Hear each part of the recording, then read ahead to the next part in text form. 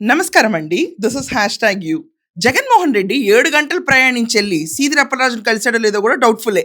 ఎందుకంటే jail time అయిపోయింది. ఎంత 16 నెలలు జైల్లో ఉన్నా పాత ఖైదీకి కూడా ఎగ్జామ్షన్లు ఇవ్వరా?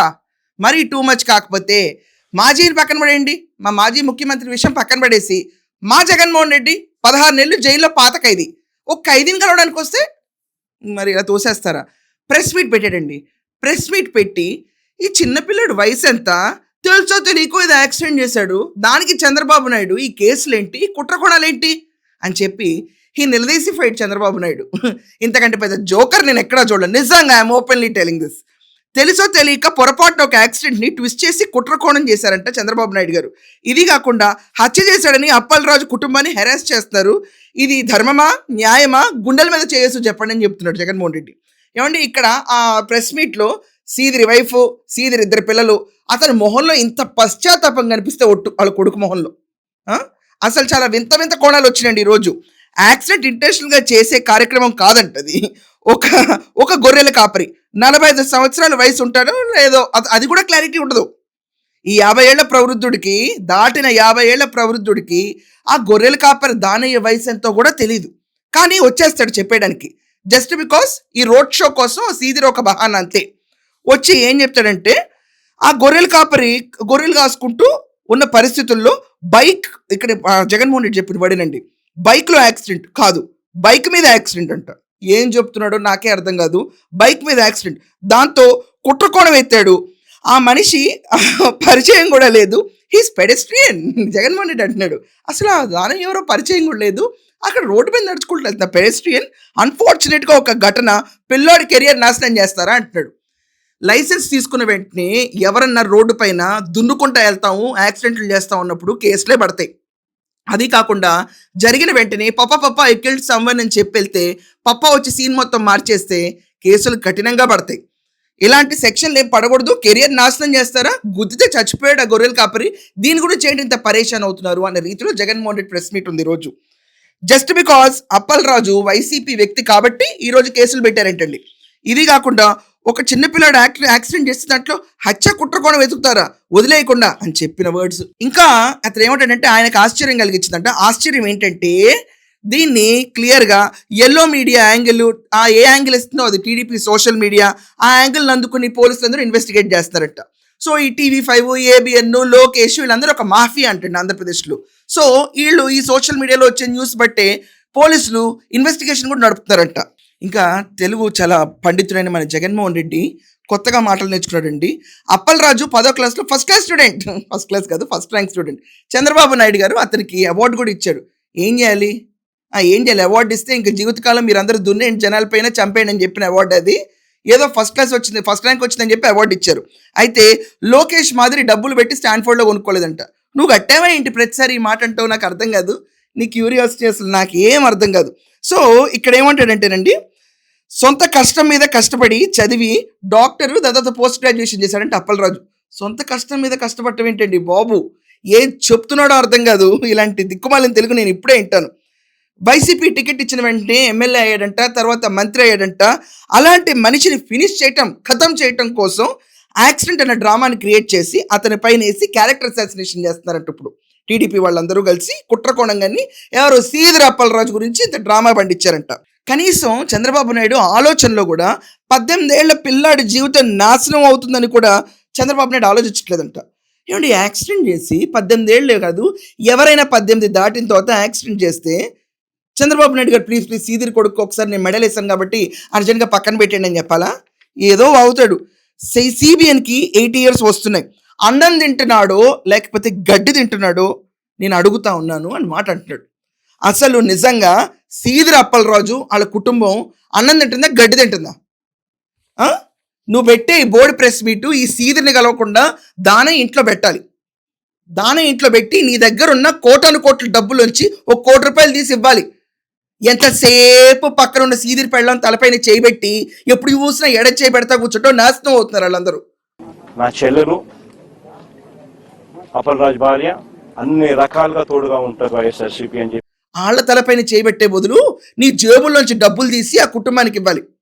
వైసీపీ అండగా ఉంటుంది, నీకు ఉంటుంది చెల్లెమ్మ అంట. మరి వాళ్ళ కుటుంబానికి ఎవరుంటారు? పార్థసారథి గారు వెళ్తే మతాల మధ్యలో చిచ్చుపెట్టడానికి పార్థసారథిని ఎందుకు పంపించావు నువ్వు అని చంద్రబాబు నాయుడు ప్రశ్నిస్తున్నాడు. అసలు నువ్వు పెట్టాల్సిన ప్రెస్ మీట్ ఎక్కడా? నువ్వు ఒకప్పుడు మాజీ ముఖ్యమంత్రివి, అసలు కొంచెం అన్న మైండ్ ఉందా నీకు? Aggrieved party ఎవరిక్కడ? దానయ్య కుటుంబం. దానికి 45 ఏళ్ళు వేస్తావు, నీ నోటికి ఏ లెక్క వస్తే అది వేస్తావు. పసిపిల్ల ఉన్నాళ్ళు 45 ఏళ్ళు.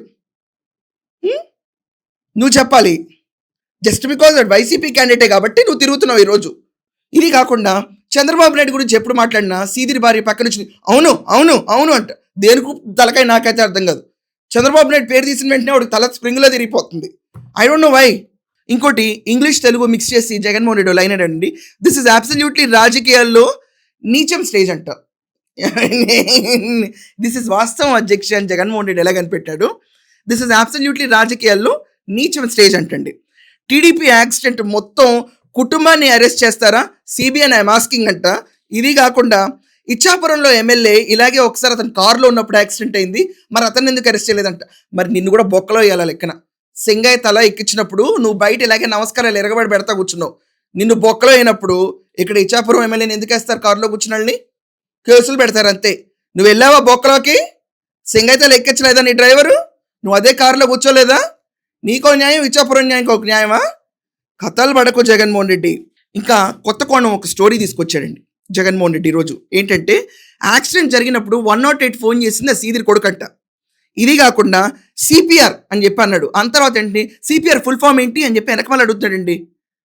అది నిజంగా నాకు అసలు ఏం చేయాలో తెలియదు. దాని తర్వాత చెస్ట్ పంప్ అన్నాడు. చెస్ట్ పంప్ ఏంటో నాకు అర్థం కాల.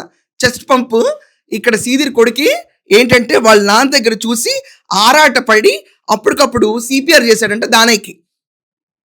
108కి ఫోన్ చేసింది సీదిరి కొడుకంట. ఎన్ని కథలు పడుతున్నాడు.